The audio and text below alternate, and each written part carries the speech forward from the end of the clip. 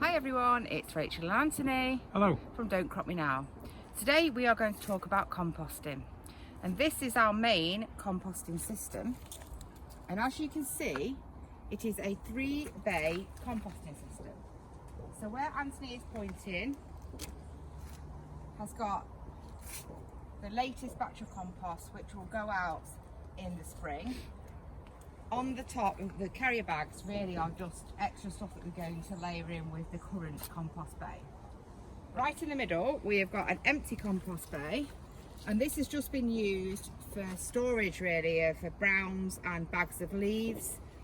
And then here we have got our current compost pile. So some of these materials on the top are going to need cutting up quite a bit more than this. So probably at the bottom of this pile it's probably about maybe half rotted, and then recently over the last month or so we've stacked a lot on here. So the idea is we are going to turn this really new stuff will be on the bottom into this middle bay, which will then free up this bay for us to completely fill with our shredded leaves. One of our aims that we're trying to do, we might not manage it next year, but certainly the year after, is to move to try and be completely peat free on our allotment. So in terms of mulching the beds, we're all right with that because we've got our manure and we can make quite a lot of our own compost. But in terms of the potting compost, that has been a lot trickier, I must admit.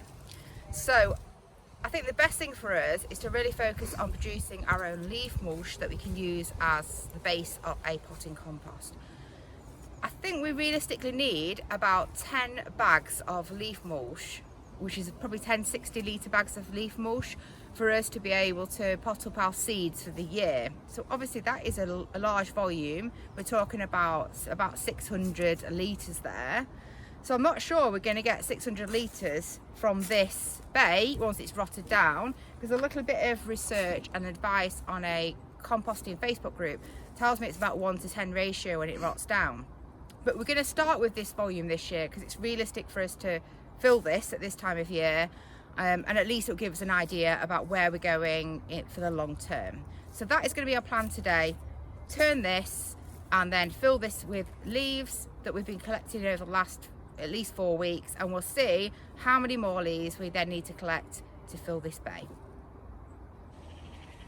So what I've done is I've moved that top layer, which is the most recent stuff that's been put on, really the majority of that went on last week, which is the newest composting material, and you can see it is a mixture of greens and browns. We tend to go for about 50-50, but you can go for about 75% browns to greens as well. And green is anything that is literally green in the main as a simple guide, so like your plant material for example. And browns are anything that look more sort of dried out, so they are brown in colour, like twigs, cardboard, those sorts of things.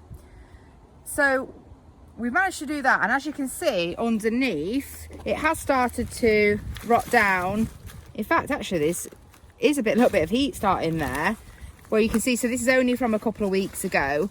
We are not as careful about chopping our stuff up really small as many people might be, and that's just because we don't have a suitable shredder system here at the allotment. So if I'm doing it all by hand for this amount of material, I will just be doing it for ages. So that does mean that sometimes our compost doesn't get that hot, so I'm careful that we don't put any weed seeds on there. The other thing I wanted to point out is, why are we going to all this effort of moving all our compost from one bay to the next bay right next to it? So there are a few reasons for that.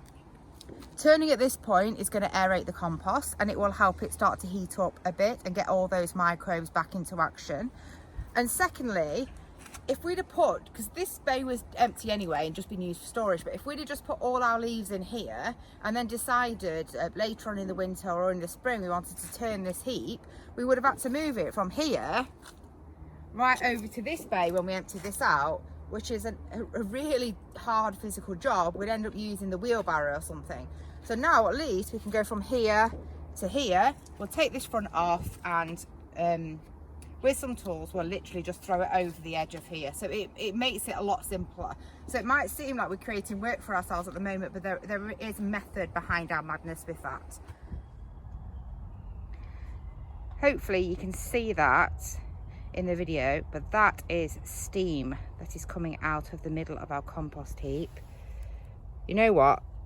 I bet that is at least, even that bit there, which is not that deep, is probably at least 35-40 degrees, and the centre of the heap may be even hotter. I do have a composting thermometer, but I'm not sure it's that accurate. I'll have a go once I get into the middle of the heap and see what it says. If we have a quick look at the layers in this compost, the majority of this has really been here probably a month to 2 months maximum, even the stuff really right at the bottom. But you can see that the lower you go down, there's definitely more breakage down going on. And if we have a look here, you can see all those red worms, they're the composting worms. So this heap is definitely in full action, and a good turn should make all the difference. We are now further towards the bottom of the pile, so you can see it's much more broken down. And this is really a mixture. There's a lot of our chicken manure and hemp bedding in here, but you can see bits of vegetable waste, eggshells, cardboard, paper. We tend to throw a really large range of items in our compost. So Anthony is just moving the rest of that and stacking that up now. Well, that was actually a much longer day than I thought it was going to be, but we've done pretty well if you have a look. So this is all the leaves that we've collected at the allotment, and some of the ones we brought from home, but we've probably got a similar amount to this, I would say. Probably not quite as much, but not actually, probably about the same realistically, at home all bagged up. So obviously at the moment with this leaf mulch, I have been watering it as I've been layering it up, but this is going to drop quite significantly pretty quickly. So I'm going to use this wooden pallet here essentially as a weight on top of the leaf mulch, and then we will bring some of the other bags from home and pile them on top to create extra weight, just to encourage it to really drop, and then we can empty the rest of the leaves into the container. So I'm hoping if we use this method over the next few weeks, we've probably got another 2 or 3 leaf collections that we can do at home. We might end up a bit more than the 1-to-10 ratio that we get at the end, because we keep compacting it down and keep filling it again. So fingers crossed we might get 25%. I'll be happy with that. So that's the last thing we've got to do today. You can just see the work that we've done on moving the compost pile. I put a load of cardboard that I had on the top, and then we just wetted that down so it doesn't completely blow away. So these lids will need to go back on. I will put the lid on the compost. I'm not going to put a lid on this because it needs to stay really quite damp if it's going to start to rot down. As you can see, there's plenty more leaves falling and the light's starting to go down. So we're going to pack up here and come back to the allotment tomorrow and focus on some other jobs.